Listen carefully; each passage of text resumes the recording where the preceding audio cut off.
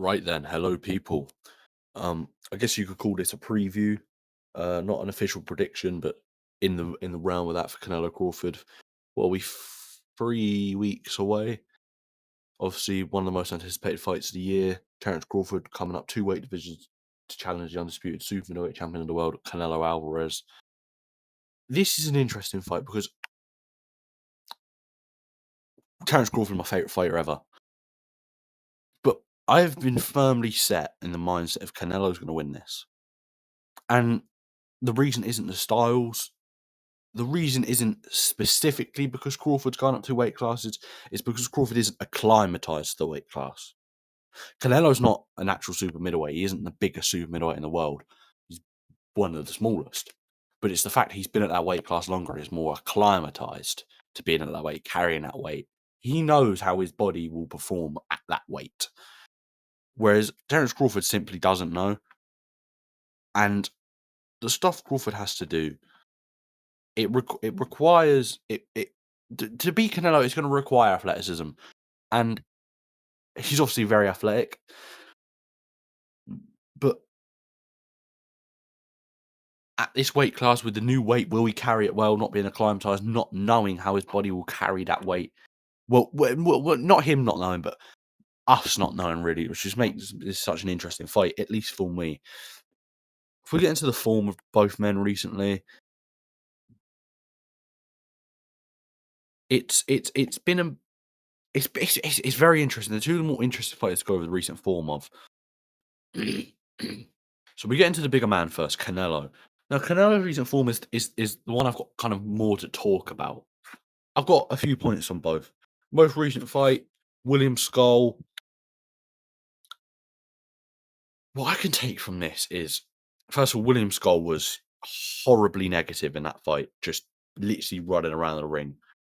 But Canelo did just look slower on his feet. It didn't look like he was making an effort to kind of negate William Skull's movement. It kind of seemed like he was just content to plod around. There's really not much you can say about that fight. William Skull's coming in 23-0 undefeated, IBF world champion. It's such a fucking nothing fight. All I can take from it is Canelo's legs look bad, and he looked a little bit slower than maybe he has looked in the past. Before that, Edgar Berlanga. Now, this is a fight I've got a few things to say. First of all, Edgar Berlanga is nowhere near on the level of Canelo, and that showed in that fight. Edgar Berlanga is nowhere near world level. He's like fringe world level at best. He is not a contender. We look at that fight. Canelo dropped him, and he outboxed him comprehensively. Edgar Berlanga, I'd say I'd stylize him as a boxer puncher, but he's very one dimensional.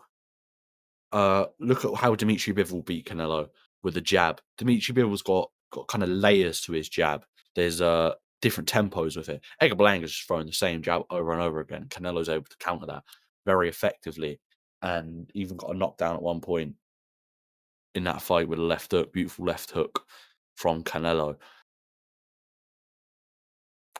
But my problem is he went the distance with him. I said this at the time. I think I put it in a community post. And this has been. I'm going to go over their recent forms since each of these fights, and you're going to see a pattern. He was stopped comprehensively by Hamza Shiraz. I thought Hamza Shiraz was much better than him, but the way in which he kind of took a few rounds to kind of look at what he was dealing with Berlanga, and then immediately turned up and got him out of there. One of the problems Berlanga kind of had in that fight is he showed decent head movement at times, but he couldn't blend offense and defense. He couldn't avoid them shots and fire back with counters. He was kind of just avoiding them shots and then nothing, which is, listen, you don't want to ever be missing, but if you can miss and not get countered back, you're not going to complain. You're just going to change up your shot selection, and it's just what Shiraz did and got Berlanga out of there in 5 rounds, I believe. So that's already a bad look for Canelo. He kind of labours his way to a 12-round decision against Berlanga. Looks a class above him, absolutely. But then in Belanga's next fight, he doesn't look all too great. Jaime Munguia. Listen, Munguia was 43-0.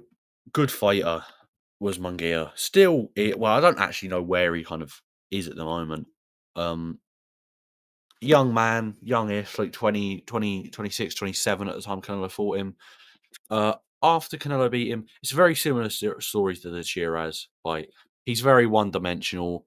Canelo likes kind of fighters who are going to stand right in front of him and be open.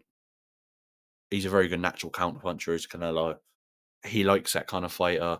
And we saw in that fight, played out, unanimous decision from Canelo. Uh, not Belanga. Munguia did look like he was boxing to somewhat of a game plan in the first round. As soon as he got dropped in, I believe, the second or the third, that kind of went out the window. He kind of reverted back to form, which is exactly what Canelo wanted. But we saw after that fight, Munguia returned against Eric Bazanarian, I think his name was. KOs him in 10 rounds. Good little bounce back. Against an undefeated guy, 32-1. Not an outstanding fighter, but a good little bounce back win. Then he gets in there against Bruno Saras. Now, Bruno Saras, Frenchman, at the time was undefeated, 25-0-2. So 25 wins and 2 draws. And what you'll notice about Saras, before that fight at Munguia, he had about 4 knockouts. And he caught, obviously that isn't, someone's knockout percentage and knockout ratio isn't always indicative of how big of a puncher they are. But it's not a good look for Canelo or Munguia, especially Munguia, because Munguia got knocked out. He got put down very badly in that fight, and the ref called it. And then after that fight, teams up with Canelo and fails a drugs test. So, yeah, that was a poor look for Canelo, really. He just went 12 rounds with this guy. He bounces back, gets a win, and then loses by KO to a guy who is really a non-puncher, but did just catch him with the correct shot that put him out. It's something. Now, this fight you could say is the most comparable. Jamel Charlo, undisputed super welterweight world champion, 154 pounds.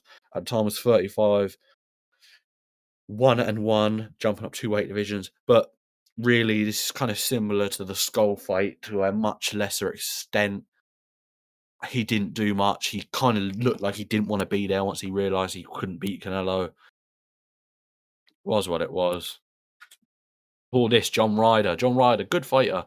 Good, strong, awkward southpaw, decent puncher.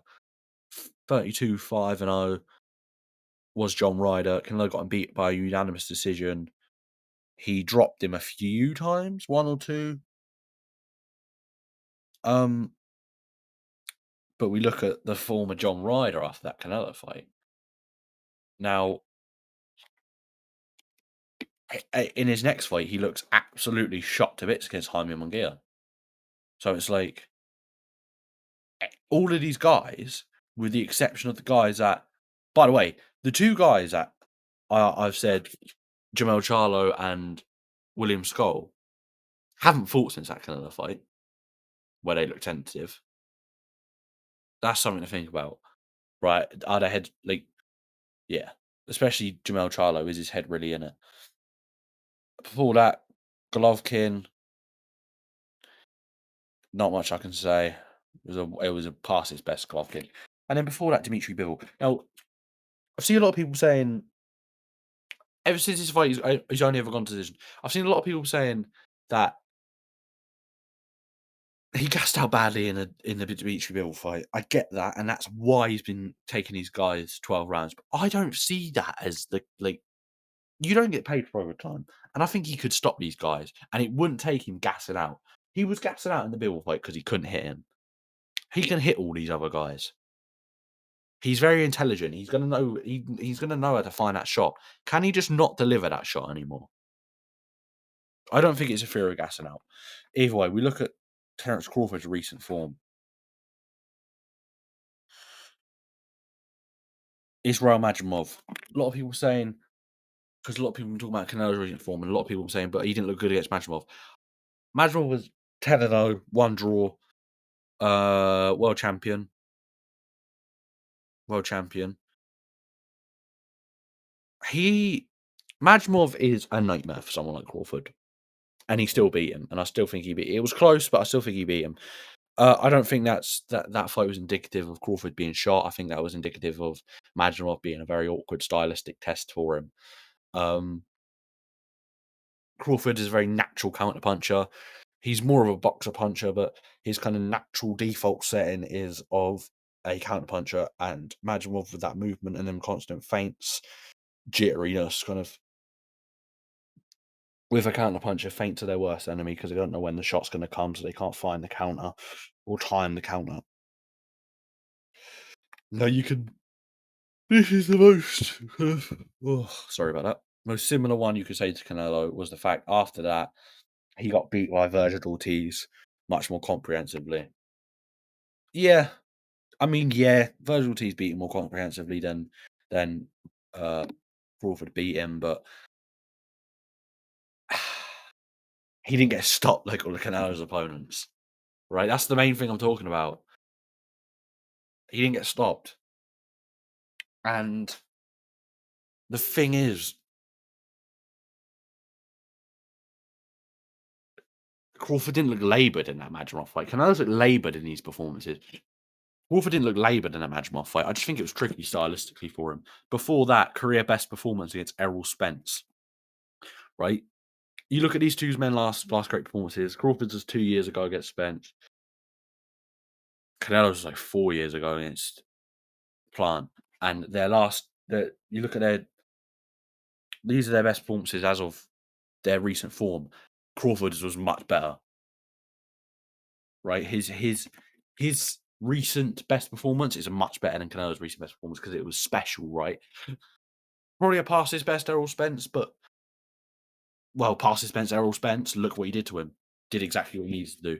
David Avanesian before that. Don't really want to get into the form of Terrence Crawford much more than that because it's David Avanesian, Sean Porter, Kell Brook, Kalivaskas. I always forget his name. That was a tricky fight for Crawford. That was a very tricky fight for Crawford. Very awkward. But that's going into years ago. Now, we look at the activity of both men. Canelo has boxed double the rounds of Terrence Crawford. He's been around over half his life as a professional.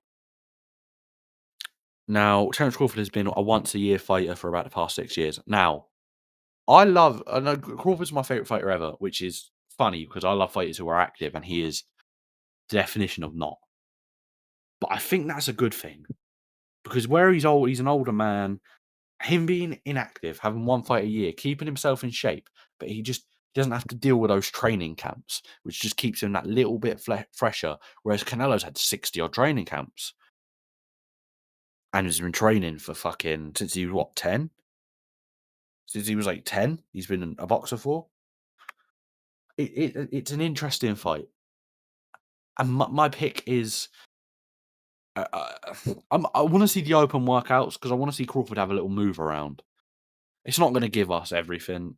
I ideally want to see him go 12 rounds at that weight, but I want to see him have a move around before. My pick has been Canelo, but I think if these two men were the same pound for pound, right? You put these two men at the same size, all the weight stuff isn't a factor. I think Crawford beats him. But there's stuff that Crawford does, that Canelo does, that Crawford will try and take advantage of, which Bivol took advantage of, that I don't think Crawford can because of the size. Like how Canelo kind of brings his. In boxing, whatever direction you're in, you're meant to move the foot closer to that direction first. So when you go forward, you front foot first, back foot follows.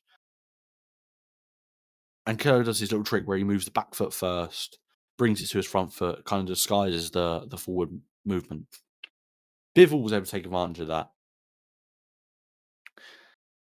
Canelo would do that. Bivol would kind of hit him with 3 straight shots and then move. which should set Canelo off balance because you're bringing your feet together, bringing your form close.